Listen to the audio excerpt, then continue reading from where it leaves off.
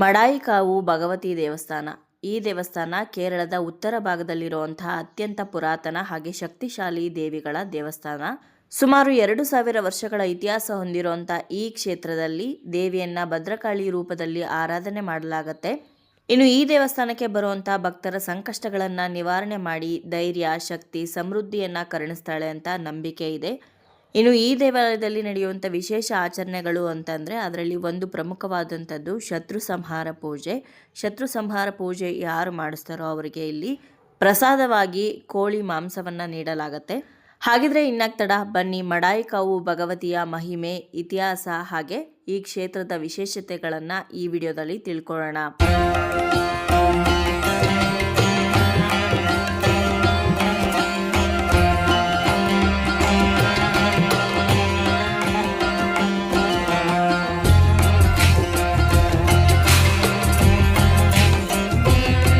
ನಮಸ್ಕಾರ ಸ್ನೇಹಿತರೆ, ನನ್ನ ಚಾನಲ್ಗೆ ನಿಮ್ಮೆಲ್ಲರಿಗೂ ಆತ್ಮೀಯವಾದಂತಹ ಸ್ವಾಗತ. ಇವತ್ತಿನ ದಿವಸ ನಾವು ಕಣ್ಣೂರಲ್ಲಿ ಇದ್ದೀವಿ. ಕಣ್ಣೂರಲ್ಲಿ ನೋಡ್ಬೇಕಾದಂತಹ ತುಂಬಾ ಒಳ್ಳೊಳ್ಳೆ ಜಾಗಗಳಿದೆ. ಬೀಚಸ್ ಆಗಿರ್ಬೋದು, ಫೋರ್ಟ್ ಆಗಿರ್ಬೋದು, ಅದೇ ರೀತಿಯಲ್ಲಿ ಒಳ್ಳೊಳ್ಳೆ ಟೆಂಪಲ್ಸ್ ಕೂಡ ಇದೆ. ಅದನ್ನೆಲ್ಲ ಇವತ್ತು ಕವರ್ ಮಾಡೋಣ. ಸೊ ನಾವು ಮೊದಲು ಹೋಗ್ತಾ ಇರೋದು ಮಡಾಯಿಕಾವು ಟೆಂಪಲ್ಗೆ. ಈ ಟೆಂಪಲ್ ನಿಮ್ಮೆಲ್ಲರಿಗೂ ಗೊತ್ತಿರ್ಬೋದು. ನಮ್ಮ ಕನ್ನಡ ಸ್ಟಾರ್ ಡಿ ಬಾಸ್ ಅಂದ್ರೆ ದರ್ಶನ್ ಅವರು ಬಂದು ಹೋದ್ಮೇಲೆ ಈ ದೇವಸ್ಥಾನ ತುಂಬಾನೇ ಫೇಮಸ್ ಆಗಿದೆ. ಈ ದೇವಸ್ಥಾನದಲ್ಲಿ ಶತ್ರು ಸಂಹಾರ ಪೂಜೆ ನಡೆಯುತ್ತೆ. ಹಾಗೆ ಇಲ್ಲಿ ಇನ್ನೊಂದು ಏನ್ ಫೇಮಸ್ ಅಂತ ಅಂದ್ರೆ ಚಿಕನ್ ಪ್ರಸಾದ ಕೊಡ್ತಾರೆ. ನಾನ್ ವೆಜ್ ತಿಂದೆ ಇಲ್ಲಿರೋರ್ಗೆ ಹೆಸರು ಕಾಳು ಪಲ್ಯ ಆ ರೀತಿ ಕೊಡ್ತಾರೆ. ಆ ದೇವಸ್ಥಾನದ ಬಗ್ಗೆ ಇನ್ಫಾರ್ಮೇಶನ್ ಈ ವಿಡಿಯೋದಲ್ಲಿ ತಿಳ್ಕೊಳ್ಳೋಣ. ನಾನಿವಾಗ ನಾವು ಉಳ್ಕೊಂಡಂತ ರೂಮ್ ತೋರಿಸ್ತಾ ಇದ್ದೀನಿ. ನಾವು ಕೊಟ್ಟಿಯೂರು ದೇವಸ್ಥಾನ ನೋಡ್ಕೊಂಡು ಬಂದು ರಾತ್ರಿ ಕಣ್ಣೂರಲ್ಲಿ ಈ ಒಂದು ರೂಮಲ್ಲಿ ಉಳ್ಕೊಂಡಿದ್ವಿ. ಕೊಟ್ಟಿಯೂರು ಮಹಾದೇವನ ದೇವಸ್ಥಾನದ ಬಗ್ಗೆ ಸಂಪೂರ್ಣವಾಗಿ ಮಾಹಿತಿನ ನನ್ನ ಹಿಂದಿನ ವಿಡಿಯೋದಲ್ಲಿ ತಿಳಿಸ್ಕೊಟ್ಟಿದ್ದೀನಿ. ಯಾರಾದರೂ ನೋಡಿರಲಿಲ್ಲ ಅಂದರೆ ದಯವಿಟ್ಟು ಹೋಗಿ ಆ ವಿಡಿಯೋನ ಚೆಕ್ ಮಾಡಿ. ನಾನು ಡಿಸ್ಕ್ರಿಪ್ಷನ್ ಬಾಕ್ಸಲ್ಲಿ ಕೂಡ ಆ ವಿಡಿಯೋದು ಲಿಂಕ್ ಹಾಕಿರ್ತೀನಿ. ನಾವು ಉಳ್ಕೊಂಡಂತಹ ರೂಮು ತುಂಬಾ ಕ್ಲೀನಾಗಿತ್ತು, ಹಾಗೆ ತುಂಬಾ ಸ್ಪೇಷಿಯಸ್ ಆಗಿತ್ತು. ಲಗೇಜ್ ಇಡೋದಕ್ಕೆ ಕಬೋರ್ಡ್ ಸ್ಪೇಸ್ ಆಗಿರ್ಬೋದು, ಹಾಗೆ ಬೆಡ್ಡು ಅಷ್ಟೇ, ಮತ್ತು ಟಾಯ್ಲೆಟು ಎಲ್ಲದೂ ಕೂಡ ತುಂಬಾ ಕ್ಲೀನಾಗಿತ್ತು. ಇನ್ನು ನಾವು ಉಳ್ಕೊಂಡಿದ್ದಂಥ ರೂಮಿಂದ ಕಣ್ಣೂರಲ್ಲಿರುವಂಥ ಮತ್ತೊಂದು ಬೀಚ್ ಪಯ್ಯಬಲಂ ಬೀಚು ತುಂಬಾ ಹತ್ತಿರದಲ್ಲಿತ್ತು, 2 ಕಿಲೋಮೀಟರ್ ದೂರದಲ್ಲಿ. ನಾವು ಬೆಳಗ್ಗೆನೇ ಹೋಗಿ ಬೀಚಲ್ಲೆಲ್ಲ ಎಂಜಾಯ್ ಮಾಡ್ಕೊಂಡು ಬಂದ್ವಿ. ಅದರ ವಿಡಿಯೋ ಸಪ್ರೇಟಾಗಿ ನಾನು ಹಾಕ್ತೀನಿ, ಕಣ್ಣೂರಲ್ಲಿ ಯಾವ್ಯಾವ ಪ್ಲೇಸ್ ನೋಡ್ಬೋದು ಅಂತ. ಇದೇ ಹೋಟೆಲಲ್ಲಿ ನಾವು ನೈಟ್ ಸ್ಟೇ ಆಗಿದ್ದು, ಲೂಕ್ಸ್ ಟವರ್ ಅಂತ. ತುಂಬಾ ಕ್ಲೀನಾಗಿತ್ತು ರೂಮ್ಗಳು. ಸ್ಕ್ರೀನ್ ಮೇಲೆ ನಂಬರ್ ಕಾಣಿಸ್ತಾ ಇದೆ ಅನ್ಕೋತೀನಿ. ನೀವು ಅವ್ರಿಗೆ ಕಾಲ್ ಮಾಡಿ ಕಣ್ಣೂರ್ಗೆ ಹೋದಾಗ ನೀವು ರೂಮ್ ಬುಕ್ ಮಾಡ್ಕೋಬೋದು. ತುಂಬ ನೀಟಾಗಿ ಇದ್ದಿದ್ದರಿಂದ ರೂಮು 2000 ರುಪೀಸ್ ಚಾರ್ಜ್ ಮಾಡ್ತಾರೆ AC ರೂಮ್ಗೆ. ಬೆಳಗ್ಗೆ ಬೇಗ ಎದ್ದು ಬೀಚ್ಗೆಲ್ಲ ಹೋಗಿ ಬಂದು ಫ್ರೆಶ್ ಅಪ್ ಆಗಿ ಬ್ರೇಕ್ಫಾಸ್ಟ್ ಕೂಡ ಮುಗಿಸಿ ಇವಾಗ ಬಸ್ ಹತ್ತುತ್ತಾ ಇದ್ದೀವಿ ನಮ್ಮ ಜರ್ನಿನ ಕಂಟಿನ್ಯೂ ಮಾಡೋದಕ್ಕೆ. ವಿಡಿಯೋ ಸ್ಟಾರ್ಟಿಂಗಲ್ಲೇ ಹೇಳ್ದಂಗೆ ಕಣ್ಣೂರಲ್ಲಿ ನಾವು ನೋಡಬೇಕಾದಂತಹ ಜಾಗಗಳು ತುಂಬಾ ಜಾಸ್ತಿ ಇದೆ. ಅದು ಟೆಂಪಲ್ಸ್ ಆಗಿರ್ಬೋದು, ಬೀಚಸ್ ಆಗಿರ್ಬೋದು, ಅಥವಾ ಫೋರ್ಟು, ವಸ್ತು ಸಂಗ್ರಹಾಲಯ ಈ ರೀತಿ. ಇವತ್ತಿನ ದಿವಸ ನಾವು ಕಣ್ಣೂರಲ್ಲಿರುವಂಥ ಪ್ರಮುಖವಾದ 3 ದೇವಸ್ಥಾನಗಳಿಗೆ ಭೇಟಿ ಕೊಡ್ತಾ ಇದ್ದೀವಿ. ಅದರಲ್ಲಿ ತುಂಬಾ ಫೇಮಸ್ ಅಂತಂದರೆ ಈ ಮಡಾಯಿಕಾವು ದೇವಸ್ಥಾನ. ಬೆಂಗಳೂರಿಂದ ಈ ಮಡಾಯಿಕಾವು ದೇವಸ್ಥಾನ ಸುಮಾರು 327 ಕಿಲೋಮೀಟರ್ ದೂರದಲ್ಲಿರುತ್ತೆ. ಈ ದೇವಸ್ಥಾನಕ್ಕೆ ನೀವು ಬಸ್ಸಲ್ಲಿ, ಟ್ರೈನಲ್ಲಿ, ಫ್ಲೈಟಲ್ಲಿ ಹಾಗೆ ನಿಮ್ಮ ಓನ್ ವೆಹಿಕಲಲ್ಲಿ ಕೂಡ ಟ್ರಾವೆಲ್ ಮಾಡ್ಬೋದು. ಬಜೆಟಲ್ಲಿ ನೀವು ಈ ದೇವಸ್ಥಾನಕ್ಕೆ ಹೋಗಿ ಬರಬೇಕು ಅಂದರೆ ಟ್ರೈನ್ ತುಂಬಾ ಬೆಸ್ಟು. ಮಡಾಯಿಕಾವು ದೇವಸ್ಥಾನಕ್ಕೆ ಹೋಗೋದಕ್ಕೆ ಕಣ್ಣೂರನ್ನು ನೀವು ತಲುಪಬೇಕಾಗತ್ತೆ. ಮೊದಲು ಯಶವಂತಪುರಿಂದ ಕಣ್ಣೂರಿಗೆ ಹೋಗುವಂಥ ಕಣ್ಣೂರು ಎಕ್ಸ್ಪ್ರೆಸ್ ರಾತ್ರಿ ಪ್ರತಿದಿನ 8 ಗಂಟೆಗೆ ಹೊರಡುತ್ತೆ. ಮಾರನೇ ದಿನ ಬೆಳಗ್ಗೆ 9ವರೆಗೆಲ್ಲ ನೀವು ಕಣ್ಣೂರನ್ನು ರೀಚ್ ಆಗಿರ್ತೀರಾ. ಇನ್ನು ಮೆಜೆಸ್ಟಿಕ್ಕಿಂದ ಹೊರಡುವಂಥ ಮತ್ತೊಂದು ಟ್ರೈನ್ ಇದೆ, ಅದು ಕೋಸಿಕೋಡ್ ಎಕ್ಸ್ಪ್ರೆಸ್ ಅಂತ. ಇದು ರಾತ್ರಿ 9:45ಗೆ ಹೊರಡುತ್ತೆ. ಅಥವಾ ನೀವು ಬಸ್ಸಲ್ಲಿ ಹೋಗ್ತೀರಾ ಅಂತಂದರೆ ಸ್ಲೀಪರ್ ಬುಕ್ ಮಾಡಿಕೊಂಡು ಕಣ್ಣೂರಿಗೆ ಹೋಗುವಂಥ ಬಸ್ಸಲ್ಲಿ ಕೂಡ ನೀವು ಕಣ್ಣೂರನ್ನು ತಲುಪ್ಬೋದು. ಕಣ್ಣೂರಿಂದ ಮಡಾಯಿಕಾವು ದೇವಸ್ಥಾನ ಸುಮಾರು 25 ಕಿಲೋಮೀಟರ್ ದೂರದಲ್ಲಿರುತ್ತೆ. ನೀವು ಆಟೋದಲ್ಲಾದರೂ ಹೋಗ್ಬೋದು, ಅಥವಾ ಬಸ್ಗಳು ಕೂಡ ತುಂಬಾ ಇರುತ್ತೆ. ಬಸ್ಗಳ ಮುಖಾಂತರ ಈ ದೇವಸ್ಥಾನವನ್ನು ರೀಚ್ ಆಗ್ಬೋದು. ಅಥವಾ ಮಡಾಯಿಕಾವು ದೇವಸ್ಥಾನಕ್ಕೆ 2.5 ಕಿಲೋಮೀಟರ್ ದೂರದಲ್ಲಿ ಒಂದು ರೈಲ್ವೆ ಸ್ಟೇಷನ್ ಇದೆ, ಪಯ್ಯಂಗಡಿ ರೈಲ್ವೆ ಸ್ಟೇಷನ್ ಅಂತ. ಈ ಒಂದು ರೈಲ್ವೆ ಸ್ಟೇಷನ್ಗೆ ನೀವು ಕಣ್ಣೂರಿಂದ ಟ್ರೈನಲ್ಲಿ ಬಂದು ಅಲ್ಲಿಂದ ನೀವು ಆಟೋದಲ್ಲಿ ಕೂಡ ಈ ದೇವಸ್ಥಾನವನ್ನು ರೀಚ್ ಆಗ್ಬೋದು. ಜಾಸ್ತಿ ಟೈಮ್ ಇಲ್ಲ, ಹಾಗಾಗಿ ನಾವು ಫ್ಲೈಟಲ್ಲಿ ಬಂದು ಹೋಗ್ತೀವಿ ಅಂತಂದರೆ ದೇವಸ್ಥಾನದಿಂದ ನಿಮಗೆ ಕಣ್ಣೂರು ಇಂಟರ್ನ್ಯಾಷನಲ್ ಏರ್ಪೋರ್ಟ್ 49 ಕಿಲೋಮೀಟರ್ ದೂರದಲ್ಲಿರುತ್ತೆ. ಕಣ್ಣೂರು ಇಂಟರ್ನ್ಯಾಷನಲ್ ಏರ್ಪೋರ್ಟಿಗೆ ಬಂದು ಅಲ್ಲಿಂದ ನೀವು ಟ್ಯಾಕ್ಸಿಯಲ್ಲಿ ಈ ದೇವಸ್ಥಾನವನ್ನು ತಲುಪ್ಬೋದು. ಇನ್ನು ಓನ್ ವೆಹಿಕಲಲ್ಲಿ ಬರ್ತೀರಾ ಅಂತಂದರೆ ಬೆಂಗಳೂರು, ಮೈಸೂರು, ಹುಣಸೂರು, ಕುಶಾಲನಗರ, ಗೋಣಿಕೊಪ್ಪ, ವಿರಾಜಪೇಟೆ, ಇರಿಟ್ಟಿ ಹಾಗೆ ಕಣ್ಣೂರು ಮೂಲಕ ನೀವು ಮಡಾಯಿಕಾವು ದೇವಸ್ಥಾನವನ್ನು ತಲುಪ್ಬೋದು. ಮೊದಲೇ ಹೇಳಿದಾಗೆ ಬೆಂಗಳೂರಿಂದ ಸುಮಾರು 320ರಿಂದ 340 ಕಿಲೋಮೀಟರ್ ದೂರದಲ್ಲಿರುತ್ತೆ. ಹಾಗೆ ಪ್ರಯಾಣದ ಸಮಯ 7ರಿಂದ 8 ಗಂಟೆ ಸಮಯ ಹಿಡಿಸ್ಬೋದು. ಇನ್ನು ಇವಾಗ ಕೊಟ್ಟಿಯೂರು ದೇವಸ್ಥಾನ ಓಪನ್ ಇದ್ದಿದ್ದರಿಂದ ಅಲ್ಲಿಗೆ ಯಾರ್ಯಾರು ಹೋಗ್ತಾರೋ ಅದರಲ್ಲಿ 90% ಜನ ಮಡಾಯಿಕಾವು ದೇವಸ್ಥಾನಕ್ಕೂ ಕೂಡ ಬರ್ತಾ ಇದ್ದಾರೆ. ಹಾಗಾಗಿ ತುಂಬಾನೇ ರಶ್ ಇರುತ್ತೆ. ಹೆವಿ ವೆಹಿಕಲ್ಸ್ನ ದೇವಸ್ಥಾನದ ಹತ್ರ ಬಿಡೋದಿಲ್ಲ, ಬರೀ ಕಾರು ಇಂಥದ್ದನ್ನೆಲ್ಲ ಬಿಡ್ತಾರೆ. ನಮ್ಮ ಬಸ್ನ 1 ಕಿಲೋಮೀಟರ್ ದೂರದಲ್ಲೇ ನಾವು ಪಾರ್ಕ್ ಮಾಡಿದ್ದಿದ್ದರಿಂದ ಅಲ್ಲಿಂದ ನಾವು ಆಟೋದಲ್ಲಿ ಬಂದ್ರಿ. ಒಬ್ಬರಿಗೆ 10 ರೂಪಾಯಿ ಚಾರ್ಜ್ ಮಾಡಿದ್ರು. ಇವಾಗ ನಾವು ಮಡಾಯಿಕಾವು ದೇವಸ್ಥಾನವನ್ನು ರೀಚ್ ಆಗಿದ್ದೀವಿ. ದೇವಸ್ಥಾನಕ್ಕೆ ಹತ್ರಕ್ಕೆ ಬರ್ತಾ ಇದ್ದಂಗೆ ನಿಮಗೆ ಬೃಹದಾಕಾರವಾಗಿರುವಂತಹ ಒಂದು ಮರ ಕಾಣಿಸುತ್ತೆ. ಅಶ್ವತ್ಥ ವೃಕ್ಷ ಇದು. ತುಂಬ ವರ್ಷಗಳ ಹಳೆ ಮರ ಅನಿಸುತ್ತೆ. ಇದು ತುಂಬಾ ದೊಡ್ಡದಾಗಿತ್ತು. ಇನ್ನು ದೇವಸ್ಥಾನದ ಟೈಮಿಂಗ್ಸ್ ಬಗ್ಗೆ ಕೇಳೋದಾದರೆ ದೇವಸ್ಥಾನ ಬೆಳಗ್ಗೆ 5 ಗಂಟೆಗೆ ಓಪನ್ ಆಗುತ್ತೆ. ಮಧ್ಯಾಹ್ನ 1 ಗಂಟೆಗೆ ದೇವಸ್ಥಾನವನ್ನು ಕ್ಲೋಸ್ ಮಾಡ್ತಾರೆ. ಮತ್ತೆ ದೇವಸ್ಥಾನ ಓಪನ್ ಆಗೋದು ಸಂಜೆ 4 ಗಂಟೆ ಅಥವಾ 5 ಗಂಟೆಗೆ. ರಾತ್ರಿ 8 ಗಂಟೆವರೆಗೂ ಕೂಡ ದೇವಸ್ಥಾನ ಓಪನ್ ಇರುತ್ತೆ. ಇನ್ನು ಈ ದೇವಸ್ಥಾನ ಶತ್ರು ಸಂಹಾರ ಪೂಜೆಗೆ ತುಂಬಾ ಫೇಮಸ್ ಅಂತ ನಾನು ಹೇಳಿದ್ನಲ್ವ. ಶತ್ರು ಸಂಹಾರ ಪೂಜೆಗೆ ಸಪ್ರೇಟಾಗಿ ನೀವು ಟಿಕೆಟ್ ತೊಗೋಬೇಕಾಗತ್ತೆ. ಟಿಕೆಟ್ ಅರೌಂಡ್ 300ರಿಂದ 350 ರೂಪಾಯಿ ಚಾರ್ಜ್ ಮಾಡ್ತಾರೆ. ಇನ್ನು ಪೂಜೆಗೆ ಟಿಕೆಟ್ ತೊಗೊಂಡ್ರವ್ರಿಗೆ ಡೈರೆಕ್ಟಾಗಿ ಪೂಜೆ ಎಲ್ಲ ಮಾಡೋದಕ್ಕೆ ಅಥವಾ ಪೂಜೆಯನ್ನು ನೋಡೋದಕ್ಕೆ ಅವಕಾಶ ಇರೋದಿಲ್ಲ. ಅವರು ದೇವಸ್ಥಾನದ ಹೊರಗಡೆನೇ ವೆಯ್ಟ್ ಮಾಡಬೇಕು. ಪೂಜೆ ಮುಗಿದ ನಂತರ ಕೌಂಟರಲ್ಲಿ ನಿಮಗೆ ಯಾರ್ಯಾರು ರಿಸಿಪ್ಟ್ ತೊಗೊಂಡಿರ್ತೀರೋ ಅವ್ರಿಗೆ ಪ್ರಸಾದವನ್ನು ಡಿಸ್ಟ್ರಿಬ್ಯೂಟ್ ಮಾಡ್ತಾರೆ. ಯಾವ ಟೈಮಲ್ಲಿ ಎಕ್ಸಾಕ್ಟಾಗಿ ಪೂಜೆ ನಡೆಯುತ್ತೆ ಅಂತ ಗೊತ್ತಿಲ್ಲ. ಕೆಲವರು ಮಧ್ಯಾಹ್ನ 1 ಗಂಟೆಗೆ ಅಂತ ಹೇಳ್ತಾರೆ, ಇನ್ನು ಕೆಲವರು ಸಂಜೆ 7:15 ಅಂತ ಹೇಳ್ತಾರೆ. ನಾವು ಸಂಜೆ 4 ಗಂಟೆಗೆ ದೇವಸ್ಥಾನಕ್ಕೆ ದರ್ಶನಕ್ಕೆ ಹೋಗಿದ್ವಿ. ಅಲ್ಲಿ ಪ್ರಸಾದ ಕೇಳಿದಾಗ ಸಂಜೆ 7 ಗಂಟೆಗೆ ಪ್ರಸಾದ ಕೊಡ್ತಾರೆ ಅಂತ ಹೇಳಿದ್ರು. ಹಾಗಾಗಿ ಅಷ್ಟೆಲ್ಲ ಟೈಮ್ ಇರಲಿಲ್ಲ ನಮಗೆ ವೆಯ್ಟ್ ಮಾಡೋದಕ್ಕೆ. ನಾವು ಬೇರೆ ದೇವಸ್ಥಾನಕ್ಕೂ ಕೂಡ ಹೋಗಬೇಕಾಗಿತ್ತು. ಹಾಗಾಗಿ ನಾವು ವೆಯ್ಟ್ ಮಾಡಲಿಲ್ಲ. ಇವಾಗ ಕ್ಯೂ ಲೈನ್ ಜಾಯ್ನ್ ಆಗಿದ್ದೀವಿ. ಇನ್ನು ದೇವಸ್ಥಾನದ ಹೊರಭಾಗನೇ ನಿಮಗೆ ಡ್ರೆಸ್ ಚೇಂಜ್ ಮಾಡೋದಕ್ಕೆ, ಹಾಗೆ ಚಿಕ್ಕ ಮಕ್ಕಳಿದ್ರೆ ಅವ್ರಿಗೆ ಫೀಡಿಂಗ್ ರೂಮು ಎಲ್ಲ ಇದೆ. ನೀವು ಡ್ರೆಸ್ ಬೇಕಾದರೆ ಚೇಂಜ್ ಮಾಡ್ಕೋಬೋದು. ಚಿಕ್ಕ ಮಕ್ಕಳಿಗೆ ಹಾಲೆಲ್ಲ ಕುಡಿಸೋದಕ್ಕೆ ಸಪ್ರೇಟ್ ರೂಮ್ಗಳಿದೆ. ಇನ್ನು ಎಲ್ಲ ಕೇರಳದ ದೇವಸ್ಥಾನಗಳಲ್ಲಿದ್ದ ಹಾಗೆ ಈ ದೇವಸ್ಥಾನದಲ್ಲಿಯೂ ಕೂಡ ಡ್ರೆಸ್ ಕೋಡ್ ಮೇಂಟೈನ್ ಮಾಡಬೇಕು. ಹೆಂಗಸರು ಸೀರೆ ಅಥವಾ ಚೂಡಿದಾರ್ನ ಹಾಕೊಂಡು ಹೋಗಬೇಕು. ಗಂಡಸರು ಪಂಚೆ ಹಾಕ್ಕೊಂಡಿರಬೇಕು. ಹಾಗೆ ಬನಿಯನ್ ಮತ್ತು ಶರ್ಟ್ನ ರಿಮೂವ್ ಮಾಡಬೇಕು ದೇವಸ್ಥಾನದ ಒಳಗಡೆ ಹೋಗುವಾಗ. ಇನ್ನು ಈ ದೇವಸ್ಥಾನಕ್ಕೂ ಕೂಡ ಹೆಚ್ಚಿನ ಪ್ರಮಾಣದಲ್ಲಿ ನಮ್ಮ ಕರ್ನಾಟಕದವರು ಬರೋದ್ರಿಂದ ಎಲ್ಲ ಕಡೆ ಬೋರ್ಡ್ಗಳನ್ನ ಕನ್ನಡದಲ್ಲಿ ಬರೆದಿದ್ದಾರೆ. ಹಾಗೆ ಅಲ್ಲಿರುವಂಥ ಪುರೋಹಿತರು, ಪೂಜೆ ಮಾಡೋವಂಥವರೆಲ್ಲರೂ ಕೂಡ ಕನ್ನಡ ಮಾತಾಡ್ತಾರೆ. ನಿಮ್ಗೇನಾದರೂ ವಿಶೇಷ ಪೂಜೆಗಳನ್ನು ಮಾಡಿಸ್ಬೇಕು ಅಂತಂದರೆ ಅವ್ರನ್ನ ಕಾಂಟ್ಯಾಕ್ಟ್ ಮಾಡ್ಬೋದು. ಒಳಗಡೆ ದೇವಸ್ಥಾನಕ್ಕೆ ನೀವು ಎಂಟರ್ ಆಗ್ತಾ ಇದ್ದಂಗೆ ಬಲಗಡೆಗೆ ನಿಮಗೆ ಟಿಕೆಟ್ ಕೌಂಟರ್ ಇರುತ್ತೆ. ಅಲ್ಲೇ ನೀವು ಶತ್ರು ಸಂಹಾರ ಪೂಜೆದು ಟಿಕೆಟ್ ತೊಗೊಂಡು ವೆಯ್ಟ್ ಮಾಡಬೇಕಾಗತ್ತೆ. ಈಗ ಸಮಯ 4:15 ಆಗ್ತಾ ಬಂದಿದೆ. ಇಷ್ಟೊಂದು ರಶ್ ಇತ್ತು. ದೇವಸ್ಥಾನದ ಗೋಪುರ ಹಾಗೆ ಗೋಪುರದ ಕೆಳಗಡೆ ತುಂಬಾ ಸುಂದರವಾಗಿರುವಂತಹ ಪೇಂಟಿಂಗ್ಗಳು ಮಾಡಿದರು. ಹಾಗೆ ಸೀಲಿಂಗ್ ಎಲ್ಲವೂ ಕೂಡ ನೋಡೋದಕ್ಕೆ ತುಂಬಾ ಅದ್ಭುತವಾಗಿತ್ತು.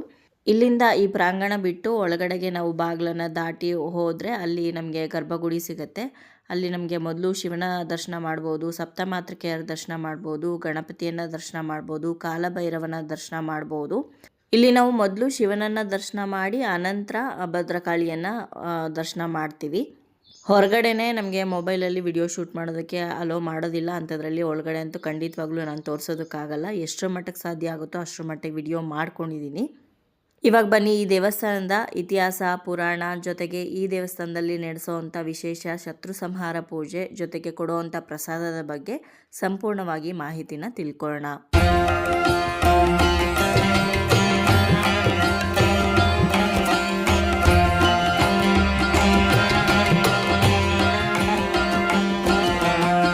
ಕೇರಳದ ಕಣ್ಣೂರು ಜಿಲ್ಲೆಯ ಪಳೆಯಂಗಾಡಿ ಸಮೀಪದ ಮಡಾಯಿಯಪ್ಪಾರ ಬೆಟ್ಟದ ಮೇಲಿರುವಂಥ ಈ ದೇವಸ್ಥಾನ ಸುಮಾರು 2000 ವರ್ಷಗಳಿಗಿಂತಲೂ ಕೂಡ ಹಿಂದಿನ ಇತಿಹಾಸವನ್ನ ಹೊಂದಿದೆ. ಅಷ್ಟೇ ಅಲ್ಲದೆ ಈ ದೇವಸ್ಥಾನ ಕೇರಳದ ಅತ್ಯಂತ ಪ್ರಸಿದ್ಧ ಶಕ್ತಿ ಕ್ಷೇತ್ರಗಳಲ್ಲಿ ಒಂದು ಅಂತ ಹೇಳ್ಬೋದು. ಇಲ್ಲಿನ ಪ್ರಧಾನ ದೇವತೆ ಶ್ರೀ ಭದ್ರಕಾಳಿ ಅಮ್ಮ.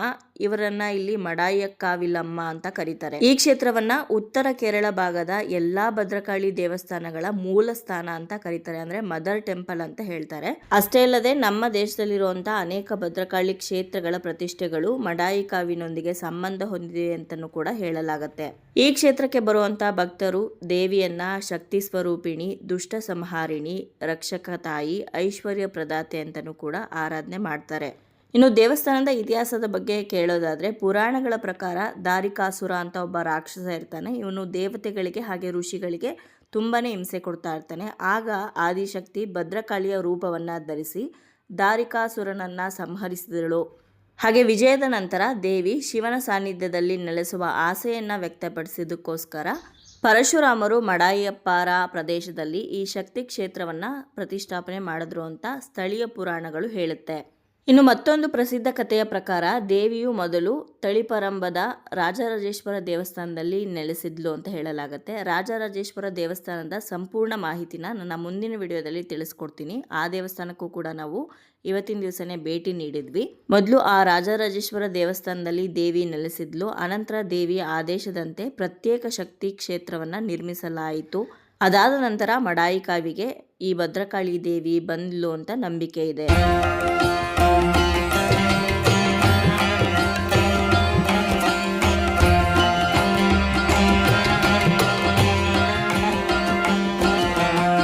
ಇನ್ನು ಗರ್ಭಗುಡಿಯಲ್ಲಿ ಅಮ್ಮನವರು ಈ ರೀತಿ ನಮಗೆ ದರ್ಶನ ಕೊಡ್ತಾರೆ. ತಿರುವರ್ಕಾಡು ಭಗವತಿ, ಇಲ್ಲಿಂದನೇ ದರ್ಶನ ಮಾಡ್ಕೊಳ್ಳಿ. ದರ್ಶನ ತುಂಬಾ ಚೆನ್ನಾಗಾಯಿತು. ದರ್ಶನ ಮುಗಿಸ್ಕೊಂಡು ನಾವು ಹೊರಗಡೆ ಬಂದ್ವಿ. ಅಲ್ಲಿ ಸಾಯಂಕಾಲ ಶತ್ರು ಸಂಹಾರ ಪೂಜೆ ಆದ ನಂತರ ಪ್ರಸಾದ ಕೊಡೋದಕ್ಕೆ ಅಂತ ಬಾಳೆ ಎಲೆಗಳನ್ನೆಲ್ಲ ಸುಟ್ಟಿ ತಯಾರು ಮಾಡ್ಕೊತಾ ಇದ್ರು. ಇಲ್ಲಿ ಎಲ್ಲ ಪ್ರಸಾದನೂ ಕೂಡ ಬಾಳೆ ಎಲೆಯಲ್ಲೇ ಕೊಡೋದು. ಇಲ್ಲೆಲ್ಲೂ ಕೂಡ ನಮಗೆ ವಿಡಿಯೋ ತೆಗೆಯೋದಕ್ಕೆ ಅವರು ಬಿಡ್ತಾ ಇರಲಿಲ್ಲ. ಆದರೂ ಕೂಡ ಎಷ್ಟು ಸಾಧ್ಯ ಆಗುತ್ತೋ ಅಷ್ಟು ನಾನು ವಿಡಿಯೋ ಮಾಡ್ಕೊಂಡಿದ್ದೀನಿ. ಅಲ್ಲಿಂದ ಸ್ವಲ್ಪ ಮುಂದಕ್ಕೆ ಬಂದರೆ ಅಲ್ಲಿ ಒಂದು ಕಡೆ ತೆಂಗಿನಕಾಯಿಗಳನ್ನ ಮಾರ್ತಾ ಇರ್ತಾರೆ. ಇಲ್ಲಿ 30 ರೂಪೀಸ್ ಕೊಟ್ಟರೆ ಒಂದು ತೆಂಗಿನಕಾಯಿ ಕೊಡ್ತಾರೆ. ಈ ತೆಂಗಿನಕಾಯಿಗಳನ್ನ ತೊಗೊಂಡು ಹೋಗಿ ನಾವು ದೃಷ್ಟಿ ತೆಕ್ಕೊಳ್ಬೇಕು. ಅಂದರೆ ಇಳಿ ತೆಗೆಯೋದು ಅಂತಾರಲ್ಲ, ಆ ರೀತಿ 3 ಸಲ ನನ್ನ ತಲೆಗೆ ಹಾಗೆ ಮೇಲಿಂದ ಕೆಳಗಡೆ ದೃಷ್ಟಿಯನ್ನು ನಿವಾಳಿಸಿ ತೊಗೊಂಡೋಗಿ ಅಲ್ಲೊಬ್ಬರಿಗೆ ತೆಂಗಿನಕಾಯನ್ನು ಕೊಟ್ಟರೆ ಅವರು ತೆಂಗಿನಕಾಯಿನ ಒಡೆದು ಹಾಕ್ತಾರೆ. ಅಲ್ಲಿಗೆ ನಮಗೆ ದೃಷ್ಟಿ ದೋಷಗಳು ಏನೇ ಇದ್ದರೂ ಅದೆಲ್ಲ ನಿವಾರಣೆ ಆಗುತ್ತೆ ಅಂತ ಒಂದು ನಂಬಿಕೆ. ಹಾಗೆ ಕೈಗೆ ರಕ್ಷೆ ದಾರ ಕೂಡ ಇಲ್ಲಿ ಸಿಗುತ್ತೆ. ಅದನ್ನು ಕೂಡ ನೀವು ತೊಗೋಬೋದು. ನೀವೇನಾದರೂ ತುಪ್ಪದ ದೀಪವನ್ನು ಹಚ್ಚುತ್ತೀರಾ ದೇವಸ್ಥಾನದ ಮುಂದೆ ಅಂತಂದರೆ ತುಪ್ಪದ ದೀಪ ಹಚ್ಚೋದಕ್ಕೂ ಕೂಡ ಇಲ್ಲಿ ವ್ಯವಸ್ಥೆ ಇದೆ. ಅಲ್ಲಿರೋವಂಥ ಪುರೋಹಿತರುಗಳೇ ಅಲ್ಲಿ ದೀಪಕ್ಕೆ ಬತ್ತಿ ತುಪ್ಪ ಎಲ್ಲ ಹಾಕಿ ತಯಾರು ಮಾಡಿಟ್ಟಿರ್ತಾರೆ. ನೀವು ಅಲ್ಲಿ ದುಡ್ಡು ಕೊಟ್ಟು ದೀಪ ತಗೊಂಡು ಹಚ್ಬೋದು. ನೋಡಿ, ಇಲ್ಲಿ ಬಂದಿರೋವಂಥ ಸುಮಾರು ಜನ ಇಲ್ಲಿ ದೀಪವನ್ನು ಹಚ್ಚಿದ್ರು. ಹಚ್ಚೋದಕ್ಕೆ ಅಂತಲೇ ಸಪ್ರೇಟ್ ಜಾಗ ಇದೆ. ಅದೇ ಜಾಗದಲ್ಲಿ ನೀವು ದೀಪವನ್ನು ಹಚ್ಚಬೇಕು. ಇನ್ನು ಗೋಪುರ ಅಂತೂ ನೋಡೋದಕ್ಕೆ ಎರಡು ಕಣ್ಣು ಸಾಲೋದಿಲ್ಲ, ಅಷ್ಟು ಸುಂದರವಾಗಿದೆ. ಅದರಲ್ಲಿ ಅಮ್ಮನವರ ಒಂದು ವಿಗ್ರಹ ಏನಿದೆ ಅದಂತೂ ಅದ್ಭುತ ಅಂತ ಹೇಳ್ಬೋದು.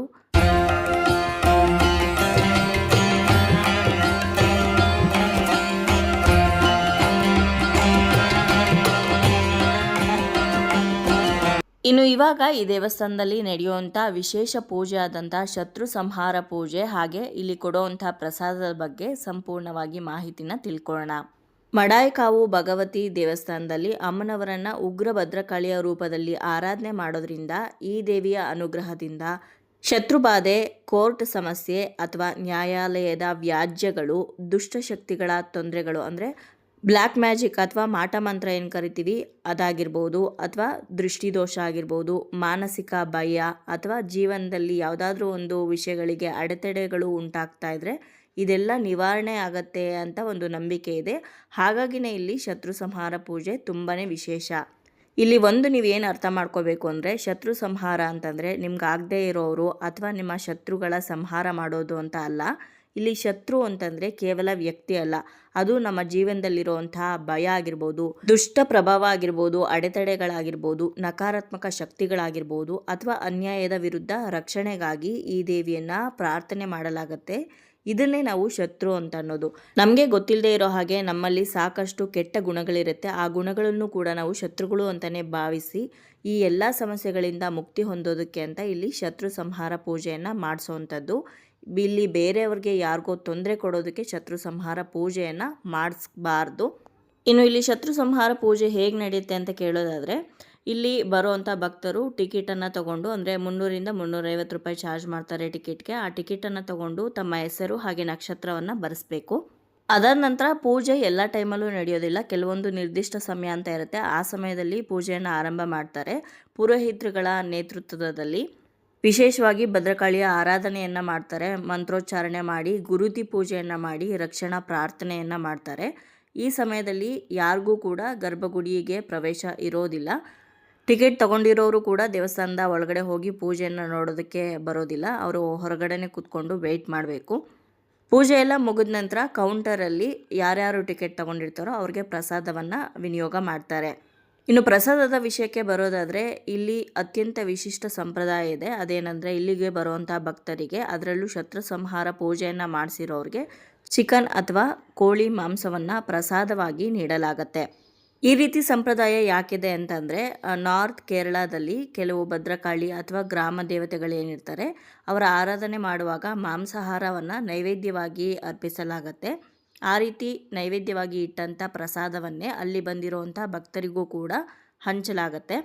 ಈ ಮಡಾಯಿ ಕಾವಿನ ಭಗವತಿ ದೇವಾಲಯದಲ್ಲೂ ಕೂಡ ಉಗ್ರ ಶಕ್ತಿ ಸ್ವರೂಪಿಣಿಯಾಗಿ ಆರಾಧಿಸುವಂಥ ಕಾರಣದಿಂದ ಶತಮಾನಗಳಿಂದ ಈ ಸಂಪ್ರದಾಯ ಮುಂದುವರ್ಕೊಂಡು ಬಂದಿದೆ. ಇನ್ನು ನೀವೇನಾದರೂ ನಾನ್ ವೆಜಿಟೇರಿಯನ್ ಆಗಿದ್ದು ಮಾಂಸಾಹಾರವನ್ನು ಸೇವನೆ ಮಾಡಲ್ಲ ಅಂತಂದರೆ ನಿಮಗೆ ಹೆಸರು ಕಾಳಿನ ಪಲ್ಯ ಅಥವಾ ಅವಲಕ್ಕಿ ಪಾಯಸವನ್ನು ಪ್ರಸಾದವಾಗಿ ಕೊಡ್ತಾರೆ. ಇದಿಷ್ಟು ಮಡಾಯಿ ಕಾವು ಭಗವತಿ ದೇವಸ್ಥಾನದಲ್ಲಿ ನಡೆಯುವಂಥ ಶತ್ರು ಸಂಹಾರ ಪೂಜೆ ಹಾಗೆ ಕೊಡುವಂಥ ಪ್ರಸಾದದ ಬಗ್ಗೆ ಇರುವಂಥ ಮಾಹಿತಿಯಾಗಿತ್ತು.